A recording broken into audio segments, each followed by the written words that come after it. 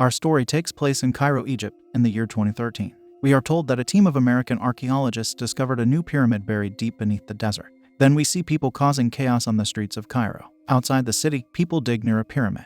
A reporter, Sunny, starts talking in front of a camera. She talks about the pyramid being dug out by the workers. Interestingly, it has 3 sides instead of the usual 4, so it is tetrahedral. Soon Sunny has a short interview with a doctor whose name is Holden. She asks the archaeologist what he's looking for. Holden says there are ancient texts that refer to this area as the possible site of the lost pyramid of Akhenaten, a pharaoh who ruled Egypt over 1300 years BC. After that, we are introduced to another person. She is Nora, who also talks in front of a camera. She says the tetrahedral pyramid is buried below the surface. It takes millennia for sand to build up that high. Inside somewhere, the 3 of them look at a scan of the pyramid taken by satellite. Dr. Holden is amazed by the size of it. He thinks it could be 600 feet long on each side. Nora shows a tunnel on a monitor, saying it's their way into it. Sunny asks Nora what she thinks of the alien theories that state the pyramids to be giant transmitters. The young lady laughs before saying even she has her limits. We learn that Nora is Holden's daughter. He says archaeology used to be about digging and dirt. Now, they lost the raw sensation because of all the technology surrounding them. Nora has to apologize for her father after the interview.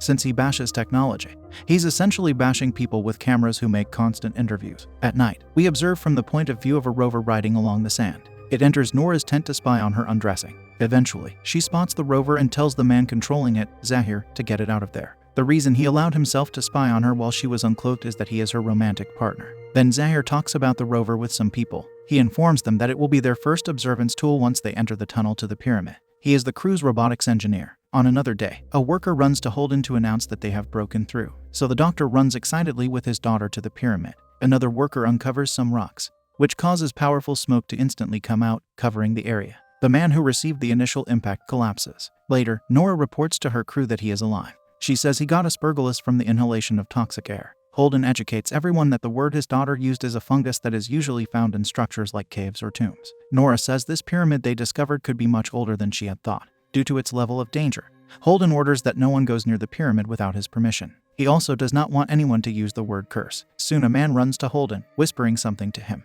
It seems urgent because the doctor runs outside with the man. Curious about what it could be, Nora follows them. Afterward, Holden is talking to someone on video. The man informs Holden that the government has ordered them to shut their investigation down. The crew has to leave within 24 hours. After the video call, Nora argues with her dad that he barely fought with the man. Holden responds that he doesn't fight battles he can't win. He has a career to think about and so does she. But the girl wants him to understand that the pyramid is the find of the century. They owe this to their name. If they must leave, Nora at least wants to send their rover to take some pictures for a few hours. She knows her dad is very curious to see what's inside the pyramid too. We see the man is wearing a heavy look of hesitation. At a different time, a military official angrily approaches the crew. Zahir has to translate what he says, being Egyptian himself. The official is wondering why all of their belongings are still there. Holden wants Zahir to tell him that they're wrapping things up. In a short while, we see Holden has listened to his daughter because the rover gets sent into the opening of the tunnel. As it gets inside, the team sees what it captures with its cameras. Holden is enthusiastic to get the rover to zoom in on things inside.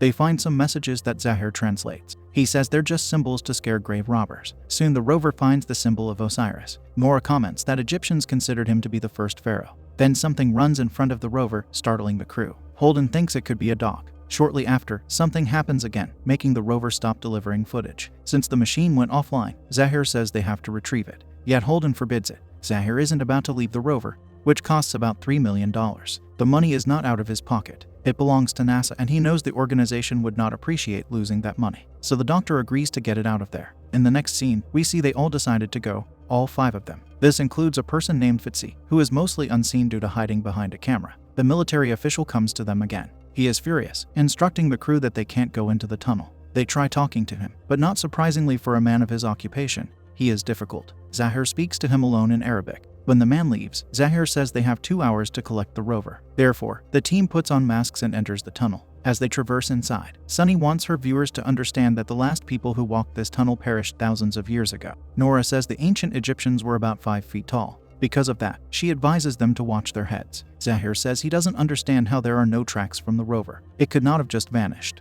Then he finds a part of it. This brings a good dose of disappointment to him. He says his life is over, before repeating it several times. Following this, Fitzy finds an opening in the ceiling. They help get Nora up there first prior to joining the girl. Holden says he's never seen anything like what is in that area. They see many spears resting against the wall. Holden educates the crew that the ancient Egyptians buried pharaohs with numerous amounts of spears for use in the afterlife.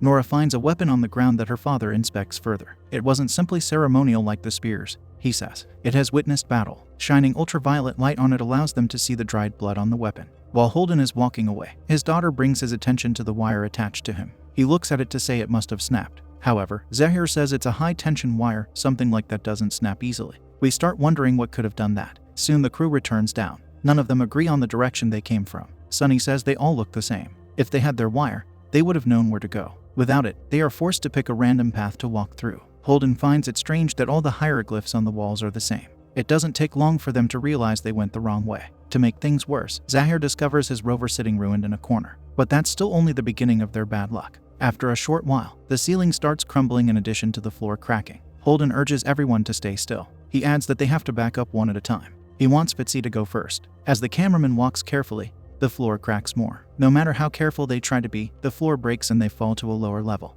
Miraculously, none of the group members are seriously hurt. Fitzy can't breathe in his mask, so he takes it off. He instantly complains about a certain smell. It smells like excrement to Zahir. To anyone who thought the situation could not get worse, a huge stone suddenly falls on Zahir. He screams for help. Luckily, if such a word can even be used at this moment, the stone fell on his leg. It could have landed on his head, yet it didn't. The team tries to use its combined effort to push the stone off Zahir, but the stone is too heavy. Nora resorts to giving the injured man some pills. Then Sunny stands somewhere to look at another opening in the ceiling. She says that the shaft should take them where they came from. She wants to be the one to climb it, which prompts Fitzy to tell the lady it's not a good idea to do that. Sunny replies that she has been rock climbing her entire life. Therefore, she acquires a headlight before venturing above. We watch the reporter climbing without any rope. Eventually, she locates a narrow tunnel that goes perpendicular to her. There is a creature there that lashes out at her. It causes the poor lady to fall on Fitzy. Nora tends to her wound. Sunny cannot tell them what creature came at her up there. It was too dark, with the creature being too fast. Soon Holden finds carvings on a wall that he says tell a story. To be specific, they are a warning.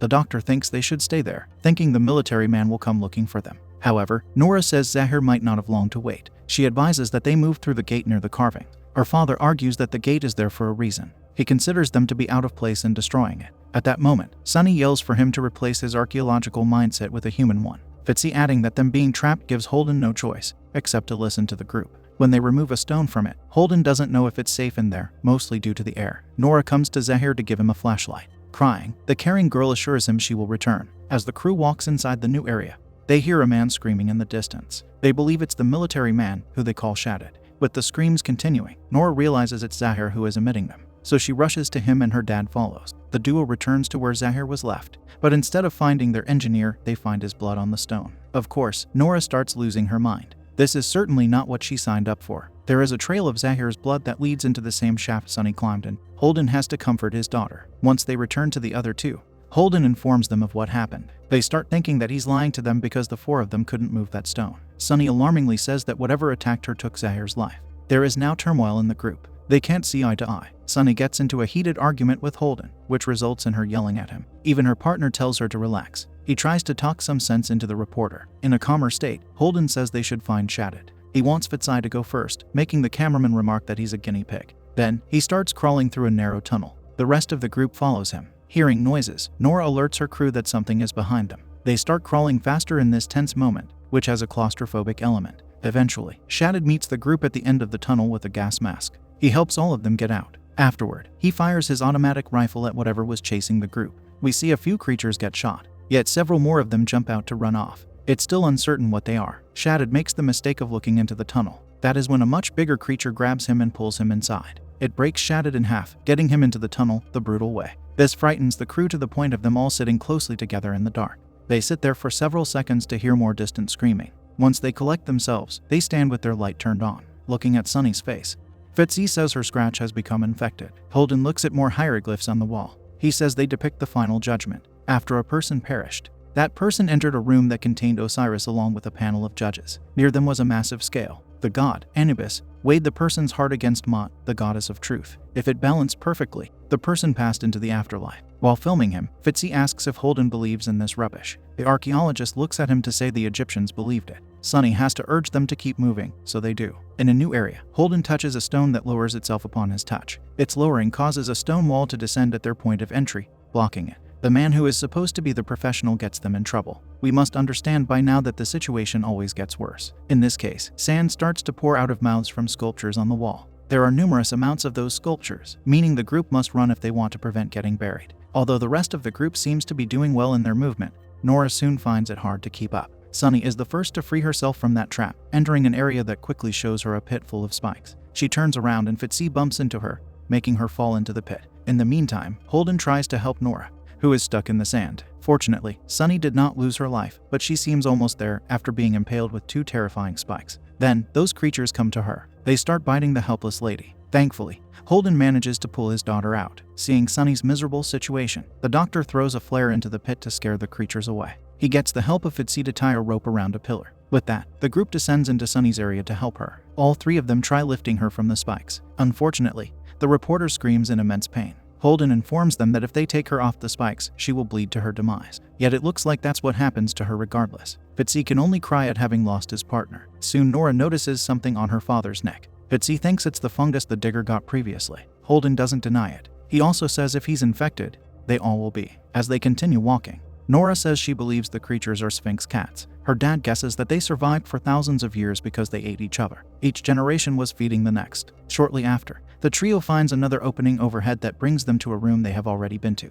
They see remnants of the rover in the corner. It is no longer whole. Seeing its antenna, Fitzy says they could still broadcast a signal to the outside with it. He can rewire his camera to it and send a message to one of the monitors out there. We see how the infection has affected the back of Holden's head. Then Fitzy starts recording the doctor as the latter describes their situation. He says the pyramid seems to be built to keep whatever is inside from escaping. After the recording, Nora feels air blowing at her. They touch a nearby wall that prompts Holden to say it's like a vacuum is pulling out air. He thinks it could be a way out. Touching the wall in a certain way, the archaeologist gets it to flip open, revealing a hidden section of the pyramid. The other side of that wall has frightening faces carved into it. When the group is in this new area, Holden talks about the gods of different cultures. The gods the Aztecs worshipped were violent. The reason he mentioned them is that he believes they're dealing with something similar. After a short while, he thinks they found the bottom of the pyramid. Nora finds a lifeless person there who has a ring she identifies as having a Freemason symbol on it. She speculates the Freemasons are the ones who built the tunnel they entered. Holden finds a book he gives his daughter to read. It's a journal, and the girl reads an entry from the year 1897. Its writer wrote that the path they took into the pyramid has been blocked. However, the writer believes he located an escape in the burial chamber. That is the last entry in the journal. The place the trio is currently in looks like a burial chamber to Nora. Suddenly, horror rears its ugly head by having an arm ripped through Holden's chest. The occurrence is intense and unexpected. Of course, our young heroine agonizes over witnessing it. Fitzy has to take her away from this brutal sight. They go back to the wall with the scary faces on it, but they are out of luck since it's closed. They hear a might roar from the monster that this only causes them to grow more fearful. Nora can't take this nightmare anymore. Then a switch seems to flip inside Fitzy's mind. He says he would rather face the monster than spend the rest of his life running. Therefore, he starts walking back there, making Nora plead for him not to leave her. While he walks, we observe through his night vision camera. He sees the monster walking, which scares him, and he hides. He also sees that Holden is still alive, being held before the Egyptian monster. There is a huge scale there, and it places the doctor's heart on one of the platters. Since the scale is not perfectly balanced, Holden's face melts. It is just as he had described earlier, the final judgment. This means the monster is very likely Anubis. After that, the being starts walking in Nora's direction. It passes her without seeing the girl, opening the wall to leave the area. Alas, the being also closes it. Fitzy comes to Nora, showing her the recording of what happened to her dad. She cannot believe it. She confirms that the being is the god, Anubis. She says what we have already learned, that Anubis took Holden's heart to weigh his soul. She continues to sadly say that the god ate the hearts of those he considered to be impure. If there is a way out, it's in that room. They have no other choice. Moving close to her father, Nora apologizes to him concerning what happened. She grabs a flare from his pocket. Following this, Nora shines a light on a wall, saying it tells the story of Osiris. She tells Fitzy he was the father of Anubis. Osiris had this pyramid built for his journey into the afterlife. Anubis had hundreds of people to join his creator there. Yet due to his soul being corrupted, he was looking for a pure one. It is the sole way to enter heaven. Nora realizes this pyramid is a prison the Egyptians closed to get rid of their own god. She also says the exit shaft points to a place where the deceased were supposed to be resurrected. Seeing there are many shafts, Fitzy asks how they know which is the right one. Nora looks at the ceiling, saying the dots on it form a star map. When she locates the brightest one, she figures out what the correct shaft is. The duo approaches it, where they see a rope ladder hanging inside. Nora thinks that is how Shaddad entered. It's good that he did, or else they would have had no way out. So the girl starts climbing and the cameraman follows her. As they climb, they hear Anubis roar. This is their cue to start going faster. Fitzy fires his gun, but the god either evades the bullets or is unaffected by them. In a few seconds, he brings Fitzy back down to the bottom. Nora does not allow this to set her back. The archaeologist is determined to survive. despite her falling a few steps below. The only thing that could stop her is if Anubis climbs up again to grab her. Then, misfortune strikes. Anubis is there to do exactly that. Fortunately, Nora is not unequipped to deal with him. She lights the flare she took from her father before using it on Anubis's head to send him falling to the bottom. The girl keeps climbing until she ascends to the highest level. Unfortunately, it's obvious that a god can't be stopped that easily. This is why it's no surprise when he comes back and drags the poor girl back down.